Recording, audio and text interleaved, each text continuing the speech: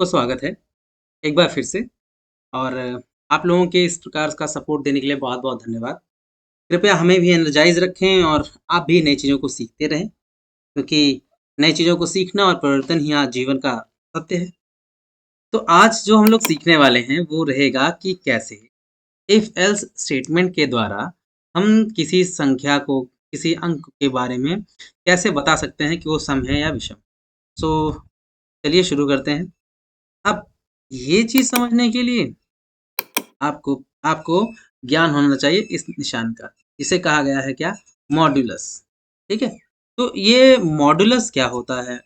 यहाँ पे ये जो मॉड्यूलस होता है, ये हिंदी में शेषफल को व्यक्त करता है। किसको व्यक्त करता है? शेषफल को व्यक्त करता है ना?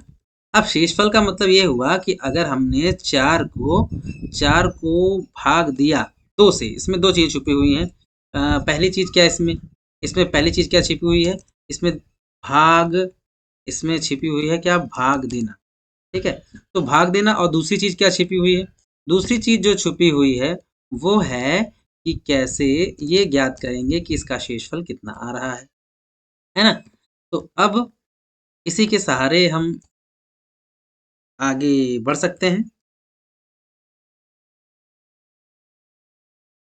अब देखिए, जब हम 4 को 2 से भाग करते हैं, तो आप लोगों ने देखा होगा कि 4 जो है 2 से पूर्णतः विभाजित हो जाता है। तो हम बात कर रहे हैं शेषफल की। यहाँ पे जो शेषफल आता है वो 0 आता है। माने इसका मतलब यह हुआ कि कोई भी, चाहे वो n संख्या हो या mn हो या a हो, j हो, कोई भी संख्या हो, अगर हम उसको मॉडुलस 2 करते हैं, माने 2 से भाग करके ये चेक करते हैं कि उसका शेषफल 0 के बराबर है या नहीं है।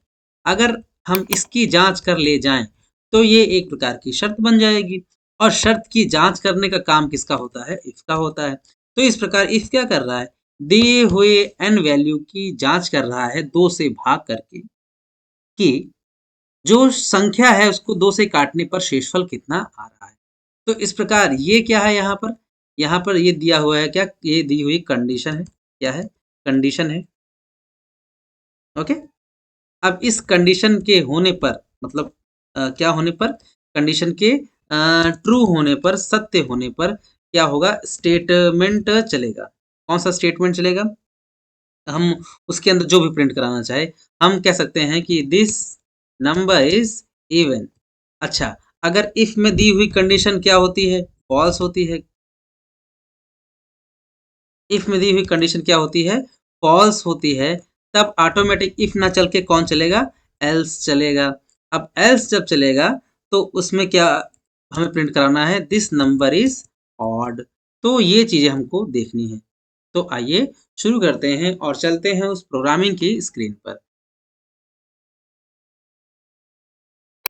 अब यहाँ पे हमें क्या कर लेना है? इम्बरकार्डियो देव सी प्लस प्लस चालू करके न्यू डॉक्यूमेंट पे जाना है और लिखना है हैश इंक्लूड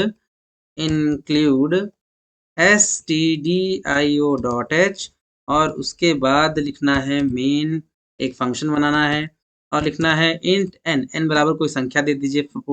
सपोज 4 दे दिया गया, सेमी कॉलन। और यहाँ पे लिखना है इफ माने यदि। ये n क्या करेगा? इस n की क्या होगी? जांच होगी। और जांच होने के बाद क्या जांच होगी कि कहीं ऐसा तो नहीं है कि n को 2 से विभाजित करने पर उसका शेषफल 0 के बराबर हो जाए। अगर ऐसा हो जाता है तो कंडीशन सत्य हो जाती, और कंडीशन के सत्य होते ही वो क्या करता है? अपने अंदर के स्टेटमेंट को चला सकता है। तो दिस नंबर इज इवन तब लिख कर आएगा जब ऊपर दी हुई इफ के अंदर की शर्त सत्य होगी। लेकिन क्या होता है अगर इफ के अंदर की शर्त सत्य नहीं होती है? तब ये वाला कथन चलेगा, this this number this number this number is odd.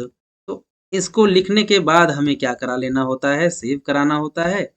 और सेव कराने के बाद हमें क्या कराना है? कंपाइल कराना है। कंपाइल कराते हैं और रन कराते हैं। कंपाइल कराते हैं, देखते हैं कोई एरर आया तो 0 एरर आया है। अब हम क्या कराएंगे? रन कराएंगे। तो रन कराते हैं, देखते हैं दिस नंबर इज इवन। अब नंबर क्या है? इवन है। अब अगर आप इसको 4 को बदल करके 5 करते हो, सेव कराते हो, कंपाइल कराते हो और चेक करते हो कि आउटपुट क्या है। Let's have a check. यहाँ आया दिस नंबर इज ऑड। तो हमें यहाँ पर बार-बार इसके अंदर जाकर के चेंज करना पड़ रहा है। अगर आप चाहते हैं कि यहाँ पे ये इनपुट ले तो लगाना होगा स्कैन एफ और इसके अंदर लगाना होगा %d, चूंकि हम इनपुट ले रहे हैं तो किसके रूप में, इंटीजर के रूप में, और इसको स्टोर करा रहे हैं कहाँ पर, एन में करा रहे हैं।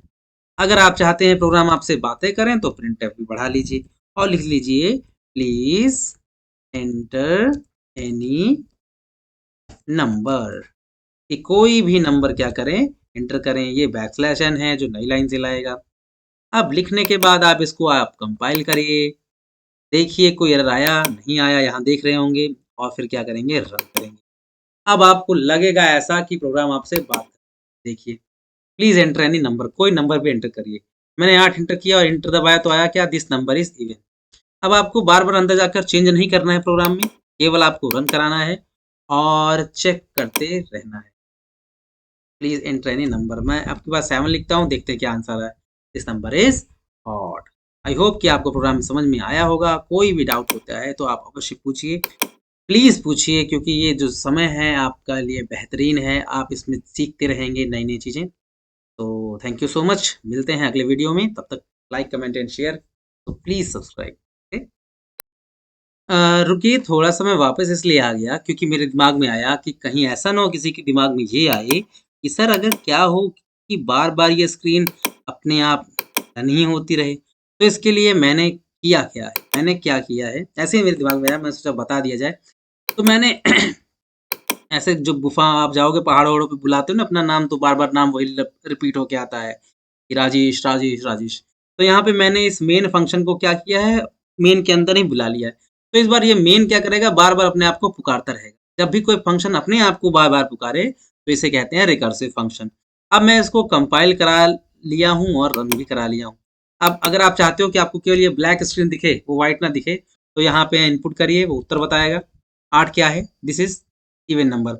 अब आगे भी चलता रहेगा, दिस इज ऑड नंबर। आप जितनी बार इसमें आप कराना चाहें इनपुट कराते रहिए, वो व्हाइट वाली स्क्रीन आएगी ही नहीं। ठीक है, तो ये कमाल है क्या, रिकर्सिव फंक्शन का। अब अगर आपको इस सॉफ्टवेयर को बंद करना है तो यहाँ से close. Okay, thank you so much, like comment and share, please subscribe.